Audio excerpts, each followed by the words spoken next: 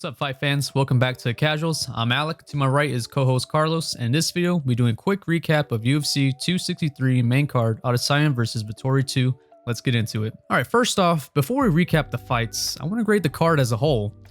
Great crowd and atmosphere, plenty of stars out that night. Arizona knows the vibes. Some exciting prelim fights, more decisions than I expected in my opinion, but hey, that's the fight game. Main card, played out as expected overall. I'm going to grade this card a solid 6.5 out of 10. Carlos, what about you? I feel like it was a decent card. Personally, honestly, it was a great night for me because not only did my favorite fighter Israel Adesanya win, but we got to see the first Mexican-born fighter win a UFC championship in Brandon Moreno. Man, that moment for me was surreal, at least for me. But on top of that, we had some craziness in the Leon versus Diaz fight, to the point where we almost all lost our minds. And another crazy injury happened on the main card. But aside from the one dull fight, it was a decent night as a whole. I would rate this card as 6 out of 10. All right, not too far off.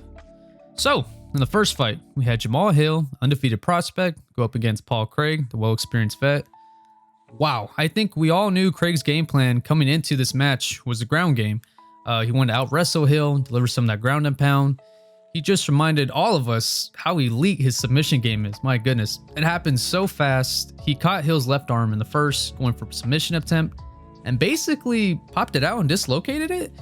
We were all in shock at the time. We thought it was broken, kind of like the Souza fight. It's just there dangling. But the ref never called it, so Craig was like, okay, let me just throw some of these strikes. And Hill was kind of helpless from there. Craig got the TKO win in a crazy, bizarre finish. Horrible job by the ref. Carlos, what's your take on it? So it was crazy, like how you mentioned, how the fight ended.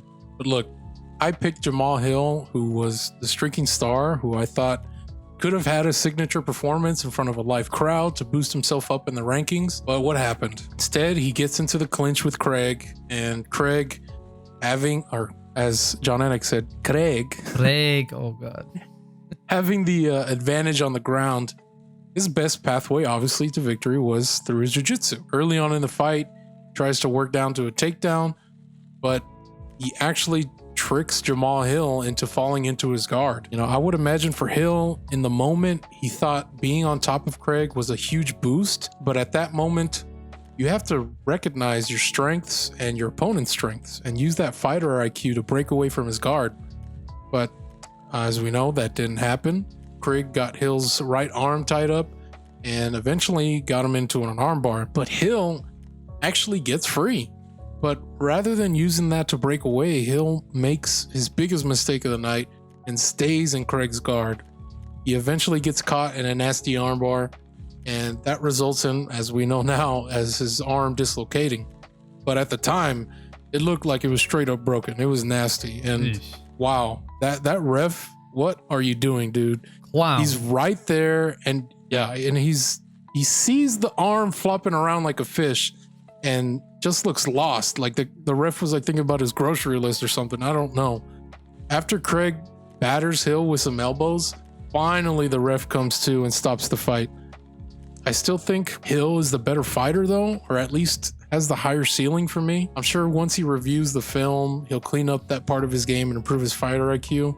But it was just a tough night for him, but a good win for Craig.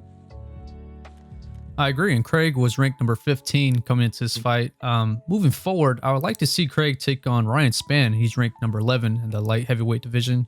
Spann, 19-6, has some wins over Sam Alvey, Devin Clark, and Misha Serkinov. I think for Craig, there's a lot of advantages he has over Ryan Spann. It's an easy way to move up in the rankings. All right, moving on to the next fight. We had Bilal Muhammad take on Damian Maia. Carlos, you want to go real quick? Yeah, I mean, well, there's not much to this fight. I mean, Maia tried to go for a single leg takedown for 5 rounds, and Bilal showed us that he has good balance and got a few shots in. I mean, he really didn't do much. Maia got tired after like the second round. Bilal just played it safe, got 1-2 here and there, but man, it was just it was a dull fight for sure. And after this, I think Maia should retire, at least from MMA after this. And Bilal's stock for me does not go up. this is the fight that shouldn't gotten replaced from Brad Riddell and Drew Dober. My goodness. Absolutely. If this doesn't prove my fucking point that Bilal is a boring, non-exciting fighter to watch, I don't know what else you guys want to see from him. I don't. Please tell me. I'll give him credit. He did stop 20 takedown attempts from Maia. But let's get real here. Maia was kind of gassed out in the mid-second round, and the rest of his takedowns are kind of half-assed attempts. I don't really count those, but hey, it is what it is. Bilal got decision win. Congrats, I guess. Who he faces next? Don't really give a fuck. Hell, take on the ref that just got fired in Arizona. Probably still ending a decision. Just can't finish anybody. I will say this about Damian Maia. In the post-fight press conference, Dana pretty much confirmed this is Maia's last fight in the UFC. His contract expires. Now, if he decides he wants to go to Bellator, PFL, or any other organizations, hey, best of luck to you. He's a one of a kind. He's been in the game for so long. Respect to everything he's done. But this is the guy. If you're thinking about doing another farewell or thank you for everything recognition video, Damian Maia definitely deserves one way more than Alan Joe Bont. Some big wins he's had in his career that I can think of: Ben Askren, Jorge Masvidal, Neil Magny, hell, even Chael Sonnen back in the day. Nothing but respect to this guy. Well said. All right, next up we had Nate Diaz take on Leon Edwards. Holy shit, this crowd was nuts for Diaz. Carlos, what'd you think about it? Well, I think the biggest part of this fight, really, and what anybody's talking about, was the last minute. But before that crazy moment happened, what did we see? Well, Leon being Leon and Diaz being Diaz. Throughout the fight, Edwards was very technical, really not doing much with the pressure he was trying to apply to Nate, but he was very calculated, just 1 or 2 punch combos, but with some nasty leg kicks. And there were even some takedowns from Edwards, and he did some good work on the ground by tying up Diaz and even taking his back at one point, trying to go for a rear naked choke. I feel like that was a statement from Leon Edwards as a way to show that his ground game is equal, if not better, than that of Diaz, who has been a Gracie taught black belt in jiu-jitsu for 9 years. So through 95% of the fight, Leon was in complete control. But I felt like there were some moments where he could have gone for it and tried to finish Diaz, as there were times where he would hurt him with a big shot, like a crazy hook, an overhand right, or a vicious elbow out of the clinch. But after that, Leon would just sit there, back up, and let Diaz recover with almost no resistance. It was just weird to see, honestly. It's stuff like this that, in my opinion, has plagued his career with doubt and kept him from reaching that household name level in spite of his 10-fight undefeated streak. So then what happens? Last minute of the fight, Nate hits Leon with his patented 1-2 and rocks him. I mean, he is on skates. And all of us watching the fight, man, we went crazy. It was wild. And Nate tries to get him out of there in under a minute. And Leon's legs are just jelly. He's trying to get out of dodge and limp to the finish line. And that moment was insane. I felt like if Nate would have KO'd Leon Edwards, it would have been pandemonium in that arena, and probably would have been like comeback of the year / KO of the year. But nonetheless, Leon made it to the bell, and he eventually won 49-46 unanimous decision. Picking up from what you said, first of all, great take. It was a typical performance from Edwards. Fought on the outside, landed some nice leg kicks. His jab was there. He did play it safe most of the fight. Also landed some well-timed takedowns when he needed to. Displayed that smart fight IQ. He landed 4 takedowns. Not too bad. I believe it was round 3. He sliced open a gash on the side of Nate's head. And then round 4, you saw Nate had a cut on his eye.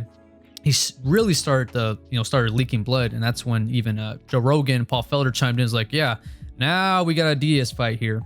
Now, I know nothing really happened until the 5th round, which I kind of hate because I felt like Diaz could have done that any time. Like, dude, you have this power, go for it. But, he was kind of taunting Edwards, facing his back towards him, doing, Diaz shit. Now, that moment when he landed that 1-2 craziness, he had the crowd with him, all that momentum, that adrenaline. I felt like you would think he would want to capitalize on this opportunity, just rush Edwards, throw everything you got at him, try to finish this fight. But, of course, Nate does what he always does. He kind of just points I got you, motherfucker. That's crazy. And then he goes for another 1-2, and the crowd still goes wild. It's too little too late, in my opinion. He didn't take the opportunity, and Edwards gets the decision. It's sad to see, honestly.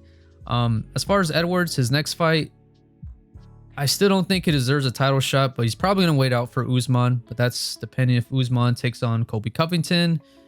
If he doesn't want to wait, because you're right, Edwards, his career's kind of played because he's kind of sit there waiting. He doesn't finish fights. I say you don't wait. Take on Jorge Masvidal. He's ranked number 7. I think that's a fair fight for Edwards.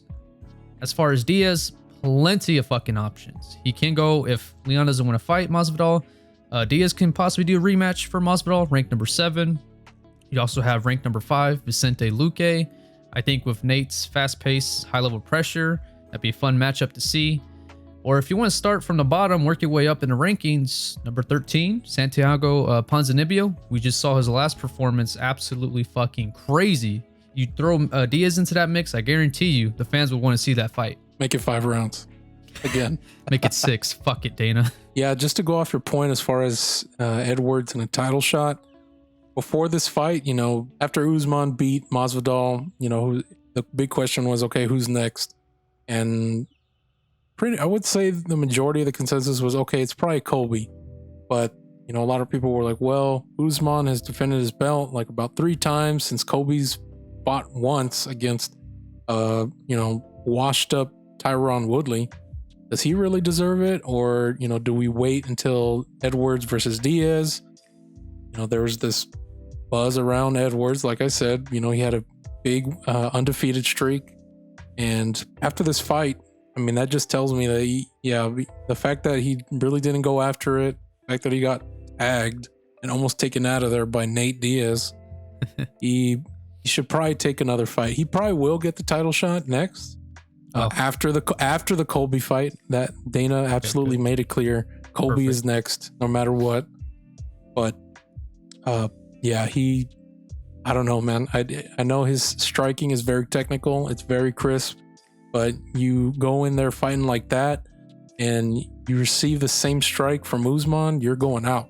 Like, that's it. You're going down big time. Okay, head into our co-main. We had Figueiredo versus Brandon Moreno.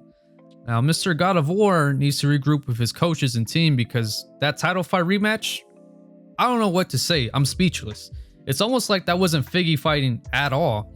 Lackluster performance. I don't know if that huge weight cut he took really put him out of this fight. Maybe time to move up to 135. He is getting up there in age. A fighter's health should be number 1 priority. Now, Moreno, on the other hand, looked fantastic throughout the week. He was bouncing up and down. Weight cut didn't seem to get to him at all. His execution was flawless. Round 3 submission with a rear naked choke. He becomes the first Mexican-born champ in the UFC. Huge win. You saw how emotional he got. This meant to him such a big deal. Great comeback story. Well played. Yeah, I mean, it feels good, man, to finally have a Mexican-born champ. And I could not be more happy for Moreno, man. He put out such a great performance. And initially in our preview and picks video, I actually picked Figueiredo. But once I saw the weigh-ins and the fact that not only was Moreno one of the first fighters to weigh in, and Figgy was one of the last, weighing in with 40 seconds to spare. Eesh. And the way I saw him, he does not look good. This definitely was a really tough cut for Figgy. And that immediately gave me a lot of doubt as far as his ability to not just get into the octagon, but do enough to win. So I changed my pick. I tweeted it out before the fight. I changed it and I messaged some people about it. Hey, bet the house on Moreno because Figgy did not have a good weight cut and he's still this giant favorite. And sure enough, not only was Figueiredo not at 100%, because usually when he fights, he really tries to get you out of there quick. He is in the embodiment of, I don't get paid by the hour. So when I saw how Figgy was just hanging back and not doing much to react to Moreno, I didn't really feel he was just adjusting his game and being more patient. I really felt he was just compromised for this fight. And Moreno was the polar opposite. He fought a perfect fight. He was sharp. He dropped Figgy with the jab at one point. He was great on the ground. And when he got that rear naked choke, it was just surreal to see that. And just seeing his reaction to winning the belt in the post-fight interview, man, that's honestly, that's got to be one of my favorite moments in combat sports. And other than that, I wouldn't mind seeing a trilogy with Figgy. I just don't know if 125 is the class for him long term. To put it in perspective, he's pretty much got the frame of almost a featherweight, 145 pounds, and is cutting all the way down to 125. I think he might have to move up in the future, if not immediately, but we'll just have to see. And finally, the main event, the rematch, Adesanya versus Vettori. Wow. Once again, Izzy showed Vettori there are levels to this. Safe to say, Skinhead isn't even near Adesanya's level. Yeah, not even close. He absorbed over 122 strikes. 41 of those alone were leg kicks. I don't know. He didn't even try to check them. It was weird. He just kind of ate them all night. Vettori attempted 14 takedowns, only landed 4, so solid work from Izzy. Great takedown defense. Overall, Izzy was controlling the fight and got another dominating win. Asked the judges, all 3 scored about 50-45. Now, for some reason, Vettori was super fucking salty. He didn't agree with anything. In his world, he thought he won the fight, which is beyond hysterical. He thought the judges' scores were bullshit. Look, at the end of the day, you showed no defense. Your striking was barely there. Your power punches, I didn't see Izzy hurt once, in trouble, wobbled, nothing in the fight. So what are you talking about? And as far as wrestling goes, he landed 4 takedowns, but when you had him down, you did nothing. So hold this L. Better luck next time against Sauce Paulo Costa or Meme Lord Darren Till. Fuck off. I couldn't have said it better. I mean, what did I say in our predictions about this fight? The whole selling point was that, oh my God, the first fight, it was so close. Some people had it for Vettori. That clown judge, Chris Lee, had it for Vettori, and that's why it was a split decision. And I made it clear this was not a split decision. Yes, it was a 29-28, but no, it wasn't as close as people thought. And this fight showed that not only did Izzy progress, like they're not even in the same league from their first fight to now, and Vettori's pretty much the same guy. He got it worse. It looks like it. Yeah, it seemed like he regressed from the first fight for sure. And, like you said, he got the 4 takedowns, but he wasn't able to do anything. Pity, ground and pound, just soft touches. And, there was one moment for him where he was able to get Izzy's back and almost get a rear naked choke. Man, he was almost under that chin. And Izzy said, yeah, you thought. Did a nice reverse. And I don't know if you noticed in that moment, because it happened extremely fast. He grabbed Vettori by the neck and kind of told him, yeah, this is real. This is happening. No, this just happened. I saw that. Yeah. And Crazy. he delivered some good ground and pound. Yeah, it was insane. He delivered some good ground and pound. Those kicks were nasty. And Vettori just had no answer on the feet. Anytime he tried any 3 or 4 punch combo when Izzy was caught in the fence, Izzy was just evading each shot, head movement, looking like fucking Ali out there. It was insane. And yeah, it was not close at all.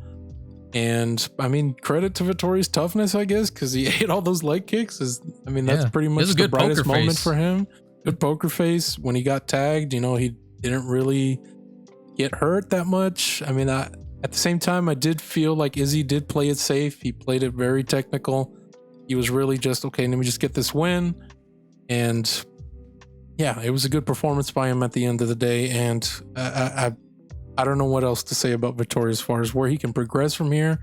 He just probably needs, honestly, he needs like a sports therapy coach or something, because even in the corner or in between rounds, his corner was telling him like, hey, dude, you're losing these rounds. Like, you have to be first, get the takedown, be aggressive. And even like Joe Rogan, John Anik were like, dude, this guy sounds delusional. He's like straight up saying, no, I won that round. And very obviously he wasn't close to winning any of these rounds. And like you said, at the end of the fight, he was straight up telling Izzy, bro, I thought I won that fight. The judges robbed me. I was like, what? Like that's it doesn't seem like that's a character he's playing. Like, it's not like Kobe, where he's like, no, bro, the Mark Garter fucking was cheating and this and that. No, like you could tell like that's Kobe's character. But Vettori, that's like him. Like, he's just straight up delusional. And I don't know, man. That's not good to see. But whatever. Another defense for Izzy. Another one in the bank. And it's time to bring on the real fight. It's trying to bring on the Reaper. Let's go. Robert Whittaker versus Israel Adesanya, part 2. Wherever. I don't care. I know he wants it in Auckland. You know, obviously it'd be good for him to finally have it on his home turf compared to the first fight where Robert had it on his home turf in Australia. So we'll wait to see. I think Izzy was already talking about coming back in October. We'll just have to see if that works out for Robert Whittaker. But Dana did make the comment that probably won't happen in that side of the world. It probably will happen on the States. But I just want to see that fight. I can't wait. Either way. Same. It could be anywhere. Just give us the rematch. That's going to be an absolute banger. I just have to add, like, Izzy's, you know, from the Jan Blachowicz fight to this fight, he really did address that weakness. When Vettori was able to take him down, you know, he got out. He eventually worked himself to the fence. He did at one time, he did like a really nice push off that was able to do the sweep on Vettori and then break away. And when he's against the fence, it's almost like you just can't take Izzy down at all. His defense is perfect there. His sprawls are perfect there. He just has to work on his open space takedown defense. And yeah, I mean, right now he's on the path to be one of the greatest in middleweight history. Absolutely. Couldn't agree more. All right. So that's our takes on the fights. Let us know how you felt the night went down for you. And let us know what you would rate this card compared to the other cards. Because I felt like 261 for me was like a 9 out of 10. 262 was like a 7 out of 10 for me. And this one was like a 6 out of 10. So let us know how you would rate that. And follow us on our socials. You know, I run the Twitter. Alec runs the IG. Can't wait to get the next video out. We're going to be talking about Korean Zombie versus Dan Ige next week. And also, I guess, Alec, I know you were going to touch on a little bit of boxing. And yeah, excited for next week. Excited for the next pay-per-view on top of that. Dustin Poirier versus Conor McGregor. That's going to be a huge card. Hopefully no one pulls out. And appreciate you guys watching. Take it easy. See you in the next video. Bye, guys.